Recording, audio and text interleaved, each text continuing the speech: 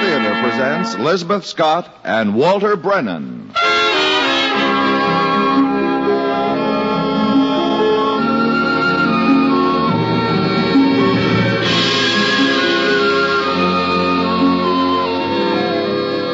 From Hollywood, the Mutual Network, in cooperation with Family Theater, presents Mail Order Mrs., starring Walter Brennan. To introduce the drama, here is your hostess, Elizabeth Scott.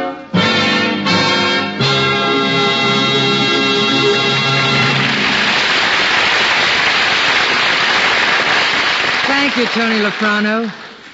Family Theater's only purpose is to bring to everyone's attention a practice that must become an important part of our lives if we're to win peace for ourselves, peace for our families, and peace for the world. Family Theater urges you to pray. Pray together as a family. And now to our drama, Mail Order Mrs., starring Walter Brennan as Henry.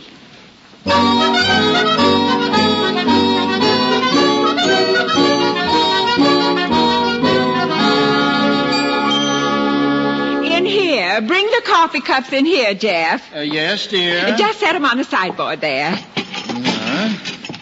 Bless that brother of yours has changed a lot. I bet all this cherry ain't going to get much attention. You and Henry can drink as much cold beer as you want. The coffee's for me and Wilma. Marie? Yes, Wilma? I can't find the cupcakes. Are you sure they're in the pantry? Up on the second shelf under the oil paper. Oh, yes, I see them. Wilma sure looks pretty tonight. Doesn't she, though?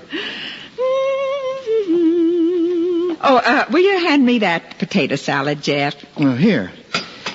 Yeah, I must say you two girls got the trap pretty well baited. Well, I don't know what you're talking about. You know good and well what I'm talking about. Henry, your poor, unsuspecting brother who thinks he's coming back to Coltonville to live out his days at peace and quiet. Now, Henry is a very unhappy man. He's been living alone now for better than 5 years. Yeah, and if there's anything that brings blood to the eye of an unattached female, it's a contented widow. Oh, lower your voice. Do you want Wilma to hear you? She won't hear nothing she don't already know. Well, you seem to forget, Jefferson Gale, that Henry was courting Wilma before you and I were married better than 20 years ago. Well, if she's left her chance to get him then, I say he ought to be declared off limits. And I'm saying, if I know Henry, he doesn't want to be left alone. He's lonesome. Why do you think he sold his plumbing business in Hartford and decided to come back here? Well, probably to try to get rid of some Eastern female who had designs on him. Oh. Little does he know. Wilma is not a designing female. If you must know, she doesn't like the idea of seeing Henry his first night home one single bit. Mm-hmm. I guess that's why she spent the whole afternoon down to the beauty parlor having herself messed up real bad, so Henry won't like the looks of her. Oh, the beauty parlor was my idea. And if I say so myself, it did her proud. Well, I better get down to the station. Where's my hat? On the hall tree. Oh, Henry and I may be a little late. No stop-offs, Jeff, you promised. Yeah, but I feel a little flat tire coming on. I'll see you. Jeff, you promised!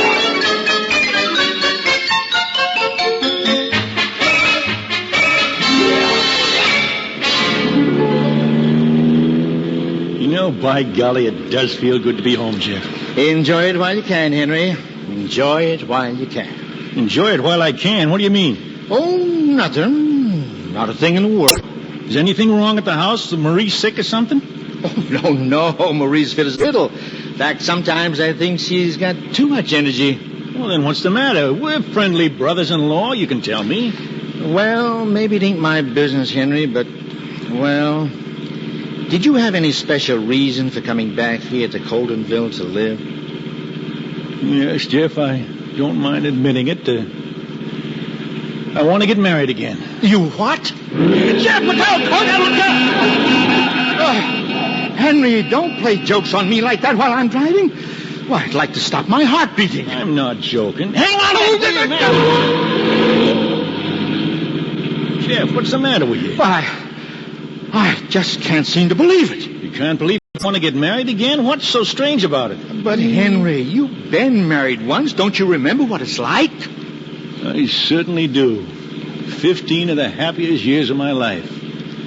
I didn't even appreciate how happy I was at the time. I've gone 5 years without that kind of companionship, and I'm not going any longer. Well, suit yourself, Henry. Got anyone in mind? I have. You remember a girl I used to go around with by the name of Wilma Phillips? Oh, no, this is too much. Well, what's the matter now? Wilma Phillips is sitting in our parlor this very minute just waiting for you to poke your unsuspecting nose through the door. Are you serious? Yes, I tell you, Marie's fixing to marry you off to Wilma. She figures you got away from her once 20 years ago, but this time... I didn't get away. It was Wilma that kept holding back all the time. And if Wilma's finally agreeable, after all these years, well, so am I.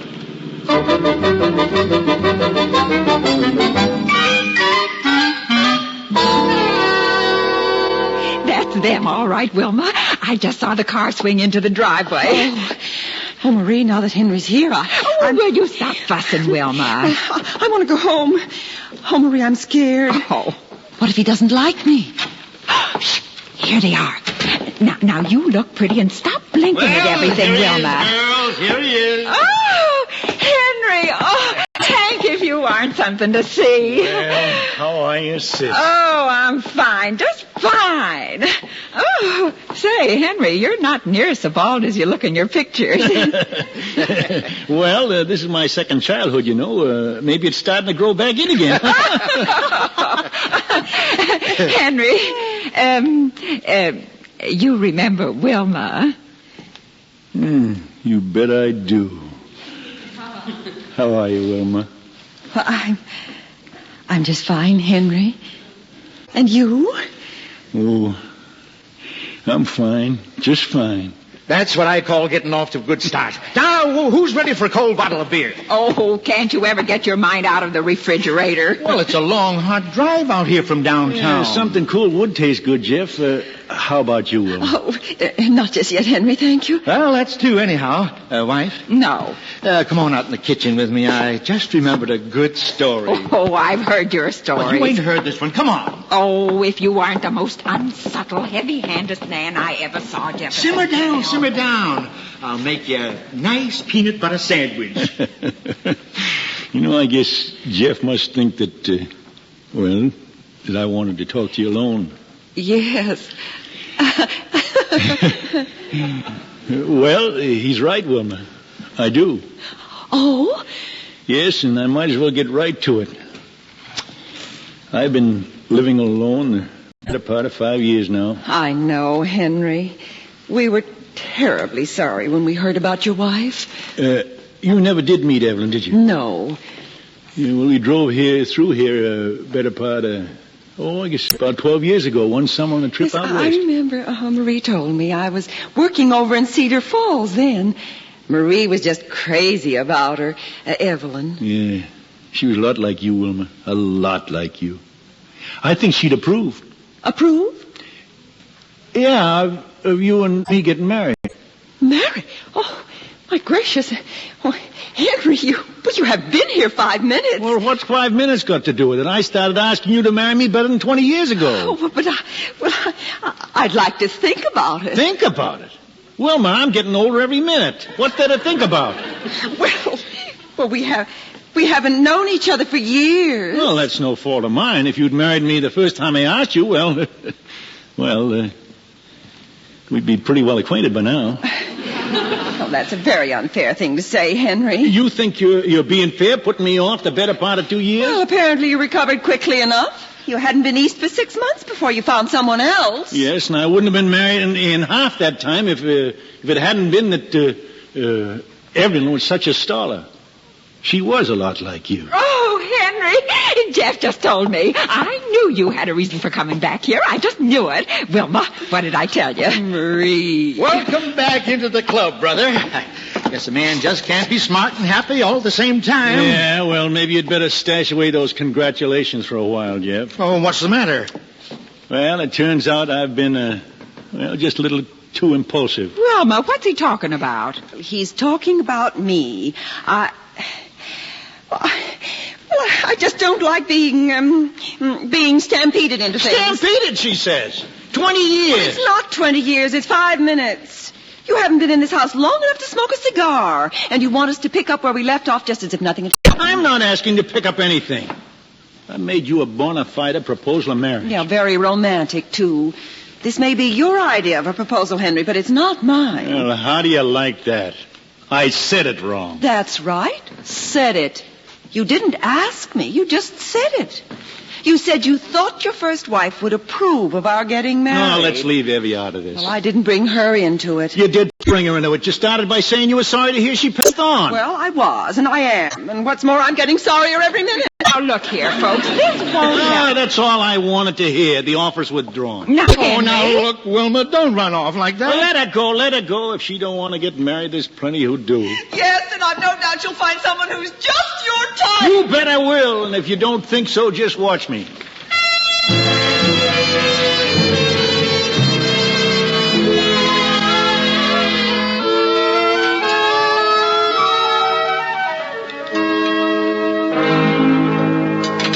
Eat your breakfast, Jeff. It's getting late. I was just noticing. There's nothing in the world stares back at you like 2 fried eggs on a blue willow plate. Oh, you better cut 'em up before you're hypnotized. I'll do it. By the way, ain't Henry down yet? Yes, down and out. He wanted to get over to the post office early. Say, what is that brother of yours up to? He got more mail in the last week than Santa Claus could handle. Well, he hasn't told me, and I haven't asked him. Wilma's cold any better? She hasn't got a cold. She's broken-hearted, and all I got to say is that... Henry's back. Oh. Morning, Jeff. Marie. Morning. Beautiful morning. Morning, Henry. How about some eggs? Yeah, thanks, Jeff. I will. Good grief, Henry. Did you get all those letters down at the post office just now? Yep. You please pass the pepper, Jeff. Oh, yes. Here, there you are. Thanks. Were they all for you? Mm-hmm. Those letters all for you. Yeah. Most of it forwarded from Hartford. Henry? No. Oh. All right. You're burning with curiosity, so I'll tell you. These letters are all responses to an advertisement I ran in the Chicago paper last Sunday. An advertisement? For what? For a wife. A wife? You advertised in the newspapers for a wife? Well, I'll be dogged. Why, it's nothing to laugh about. What's wrong with advertising for a wife in the papers? People do it for everything else, to sell houses, buy used cars, get in touch with lost relatives. But you don't buy and sell wives. No, but you got to get in touch with them. And an ad in the newspaper shows you mean business. Oh. Look at some of these letters here, Marie. Don't tell me advertising doesn't get results. Oh, it's the most scandalous thing I ever heard. Here, listen to of. this one. Dear Mr. X, I didn't give my name. I am 5'5" and weigh 132 pounds. My age is 41, and my friends say I am an excellent cook. My lamb stew and hot biscuits are the talk of the town. Enclosed is a recent snapshot of me. Say, take a look at that. Here, let me look. She looks like a pretty well-kept 41 to me. Let me see that. 50 if she's a day. Ah, that's not the best one. Not by a long shot. Look at this picture I got yesterday. All the way from Boston. Jumping Jehoshaphat. That's a blonde. And just 35. Prime of life. Prime of life. Oh, why, you two old goats. That girl's much too young. She ought to be ashamed of herself. Marie, I better tell you right now that I've telegraphed her an invitation to come out here and visit me. That blonde? Miss Adele Fitzgibbons. I won't have her in this house. Well, I didn't expect you to. I've reserved her a room for tomorrow night down at Morris, and if Miss Fitzgibbons and I find ourselves mutually agreeable, well, we'll take the plunge. Otherwise, I'll keep right on looking.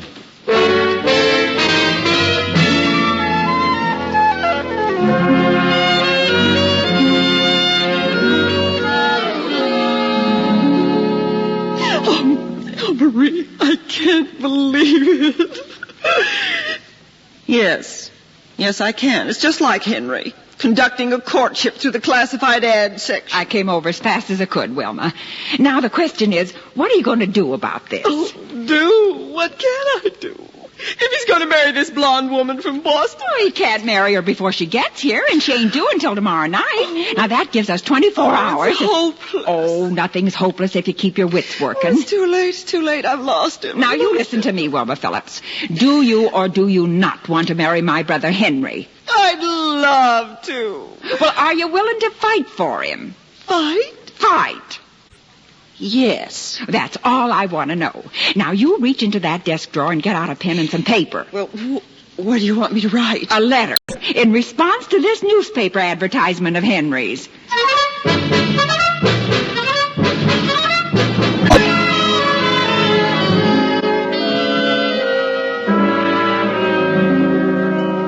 Henry! Yeah? It's getting on to 8:30. If we're going to be on time for that train, we'll have to shake a leg. Be right down. Just putting on my necktie. Mm-hmm. What are you looking so chipper about, dear? Oh, nothing. I was just thinking, Henry's going to have his hands full at that train station if they both show up at once. Both? Oh, you mean that mystery woman he got the letter from this morning? Mm-hmm. She won't be on that train. You wait and see. Why, he wired her in Chicago to come down, didn't he? Yeah, but from the way her letter's read, I don't think she'll stack up as good against Adele. Oh, now it's Adele. She's going to be one of the family, isn't she? Now, don't be too sure. Don't be too sure. Well, unless the Chicago is a real dish, I don't give her much chance. You don't, hey? You may be in for a surprise. Surprise? Listen, dearie, if I'd known 20 years ago you could get results like this through the mail order. Well, I'm all set, folks. How do I look? I can hardly hear what you're saying over the sound of that necktie. Oh, you think it's too loud? Oh, it ain't anything of the kind, Henry. Them hand-painted ones are supposed to be lively. Well, I wired that Chicago woman I'd be wearing this kind of a tie at the station. Oh. So she'll recognize me in case she's on the train tonight. What's she going to be wearing, a Japanese lantern? No, I told her a carnation. You know, it didn't occur to me until after I sent the telegram that she and Adele might be on the same train. Yeah, there's only one that comes through here to Coltonville on Saturdays, you know. If you wasn't in such a big rush to marry yourself off, you wouldn't be in this fix. Well, it's too late to do anything about it now, but cross my fingers. Gosh, look at the time. That train's due in 5 minutes. Come on, folks, let's go.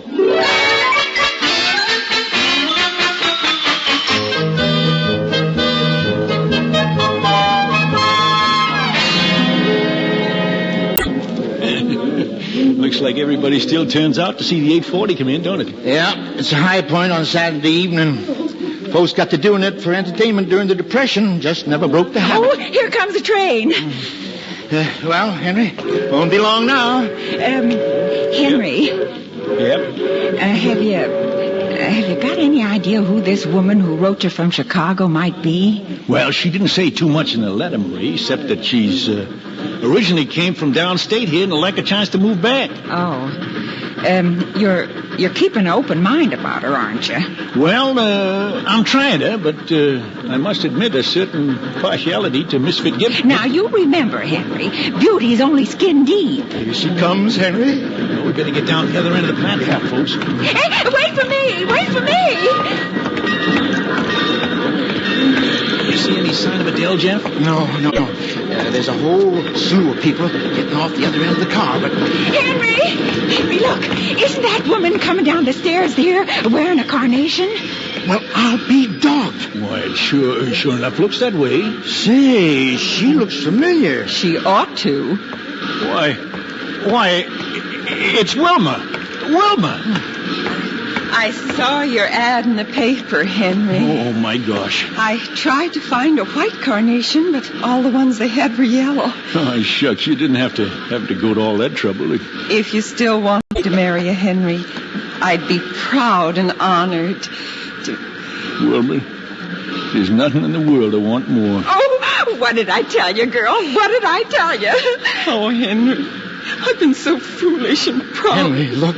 There she is. Oh, my gosh, Adele. Jeff, you get that woman right back on the train now. Go ahead, Jeff. I'll climb aboard and explain things to her in a minute. All right, I'll try to stall her. Well, who's Adele? She's just some woman who wrote me a letter. She doesn't mean a thing to me. But Henry... I tell you, she doesn't mean that to me. Oh, the poor dear. She's one of the women who answered your ad, isn't she? Well, Yeah, I invited her to come down here and... Of course, I understand. Go to her, Henry. I can imagine how she must feel. Okay, I'll be back in a couple of minutes. And get that husband of mine off the train before it starts up again. I will. Hurry back, Henry. Excuse me, please. I just want to climb aboard for a minute, too. Jeff. Oh, Jeff. Calm down, Henry. Did you explain to her what happened? Sure. How'd she take it? Just dandy. She said $200 is more than she can make in a whole week acting in television. Well, as far as that goes, I guess she's just as glad she didn't have to get off the train and go through all that make-believe we had rigged up, huh? I gotta hand it to you, Henry. I never thought Marie would go for that hocus-pocus about the classified ad in a million years. Well, I knew I had to do something to build a fire under Wilma. Say, you know, she's the wakenest woman I ever did see. Say, we gotta get off this thing. Remember now, Jeff. Keep a straight face, no laughing. Oh, don't fret yourself, son. I had a good laugh as much as the next fellow, but I'm not going to let any part of this joke get back to Marie. Jefferson Gale? Yes, dear. You come right here. Yes, dear. Oh, Henry, is it all right? Did she understand? Yeah, she's understood perfectly, Wilma, and she wished us all the luck in the world. Oh, I'm so happy to hear that. Yep, it was a nice, clean job all around. Oh, now all you've got to do is name the day, Wilma. Yes.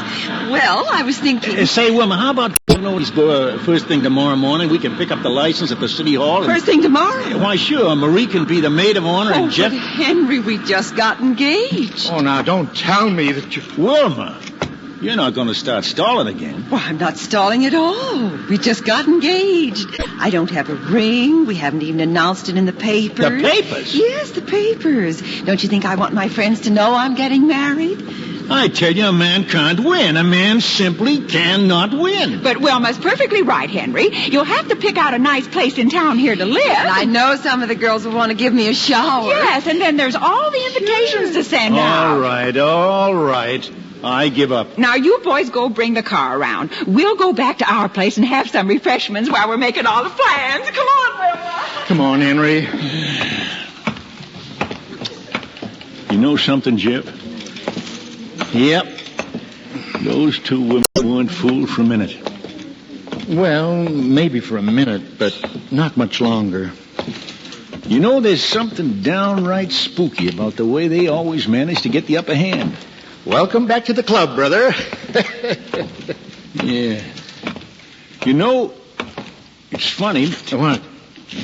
Well, all of a sudden, I feel like I've never even been away.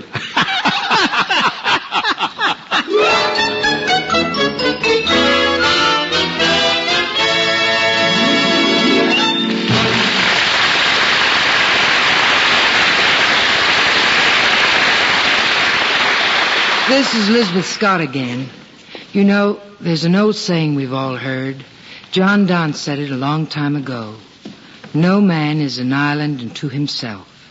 Or to put it another way, no one can live in a vacuum. We depend on one another.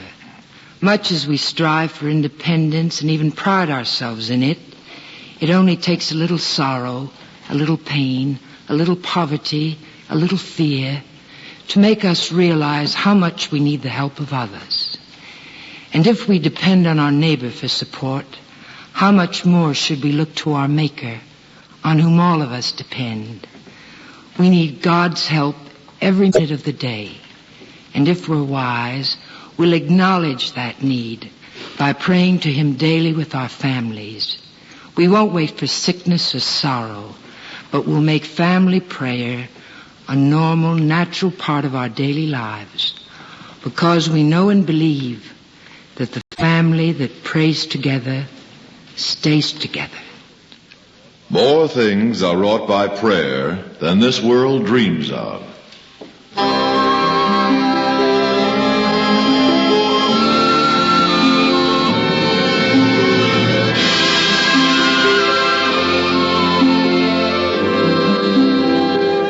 From Hollywood, Family Theater has brought you Mail Order Mrs., starring Walter Brennan. Elizabeth Scott was your hostess.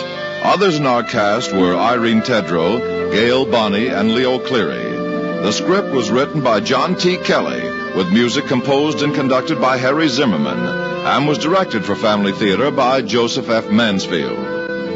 This is Tony Lafrano expressing the wish of Family Theater that the blessing of God may be upon you and your home, and inviting you to be with us next week when Family Theater will present The Heart Also Sees, starring Gene Crane and Maureen O'Sullivan. Join us, won't you?